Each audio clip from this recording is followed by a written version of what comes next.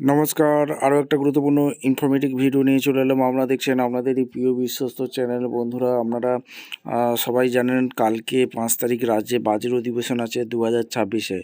Budget অধিবেশনে সবাই তাকিয়ে আছে, কারণ সরকারি কর্মী থেকে চুক্তিভিত্তিক কর্মী থেকে সবাই তাকিয়ে আছে, সাধারণ মানুষেরাও তাকিয়ে আছে কি হয়।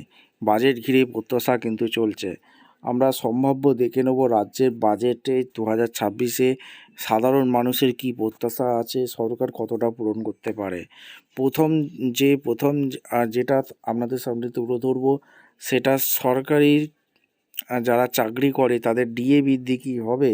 কারণ কেন্দ্রীয় সরকারের যে ডিএ বাড়াচ্ছে, রাজ্য সরকার কিন্তু কম বাড়াচ্ছে, ঠিক আছে।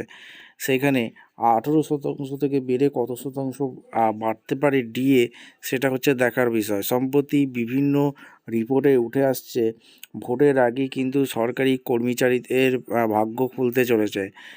সরকারি কর্মচারীদের ডিএ কিন্তু বৃদ্ধি হতে পারে।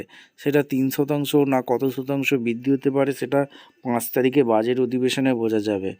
সরকারি জনমুখী প্রকল্প ভাতা বৃদ্ধি হতে পারে, যেমন সম্প্রতি লক্ষ্মীর ভাণ্ডারে ভাতা কিন্তু দ্বিগুণ হতে পারে, এমনটি বিভিন্ন রিপোর্টে উঠে আসছে। এছাড়া যেগুলো স্বাস্থ্যসাথী, কন্যাশ্রী প্রকল্পর যেগুলো আছে সেইগুলো কিন্তু বৃদ্ধি হতে পারে। কারা নতুন সুবিধা পাবে, এখানে কৃষক শ্রমিক পানিবন্ধু যারা আছে তারা কি সুবিধা পেতে পারে, এটাও কিন্তু বাজেটে দেখার বিষয়। নতুন কি প্রকল্প ঘোষণা হতে পারে 2000 অন্তর্বর্তী বাজেট, সরকারের শেষ অন্তর্বর্তী বাজেটে নতুন কি প্রকল্পের ঘোষণা আসতে পারে, কি আপডেট উঠে আসছে আপনাদের সামনে তুলে ধরবো।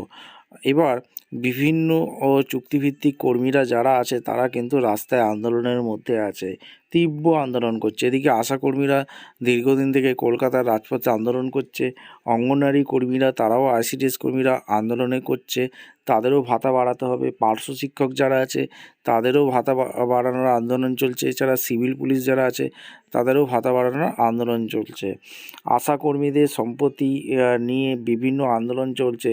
আশাকর্মী এবং আইসিডিএস কর্মীদের জন্য মুখ্যমন্ত্রী একটা ঘোষণা করেছে যে 28 তারিখ সিঙ্গুরে যে সভা হয়েছিল সেইখানে কিন্তু বলেছিল যে অপেক্ষা করার ফল মেলে। তাহলে কি 5 তারিখে ভাতা বাড়তে পারে আশাকর্মী এবং অঙ্গনওয়াড়ি কর্মীদের জন্য? কতটুকু বাড়তে পারে সেটা হচ্ছে দেখার বিষয়। 5 তারিখে কি আপডেট উঠে আসে সেটা হচ্ছে দেখার বিষয়।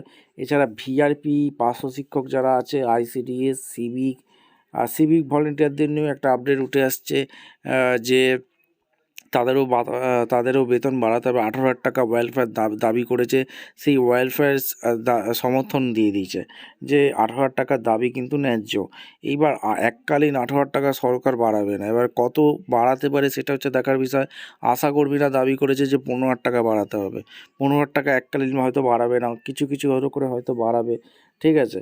এছাড়া ভোকেশনাল শিক্ষক, পানিবন্ধু, পানিমিত্র, চা শ্রমিক যারা আছে, বাজারে কি ভাগ্য খুলতে চলেছে? এই চুক্তিভিত্তিক কর্মীরা অনেকেই আন্দোলনের রাস্তায় আছে, ঠিক আছে। এইবার সপ্তম বেতন কমিশন কি হবে, এই হচ্ছে ব্যাপার। 5 তারিখে বাজেটে বোঝা যাবে কি হতে চলেছে না হতে চলেছে।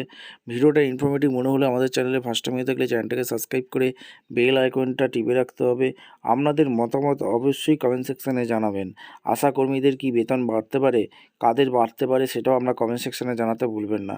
ভিআরপি, পার্শ্ব শিক্ষক, আইসিডিএস যারা আছে চুক্তিভিত্তিক কর্মীরা, civic, ICT, computer, SSK, MSK, পৌরসভা, মাদ্রাসা, ভোকেশনাল শিক্ষক, পানিবন্ধু, পানিমিত্র, চা শ্রমিক, বাজেটে কাদের ভাগ্য খুলতে চলেছে আপনারা অবশ্যই কমেন্ট সেকশানে মতামত দিয়ে জানাতে ভুলবেন না। দেখা হচ্ছে কোনো পরবর্তী ভিডিও।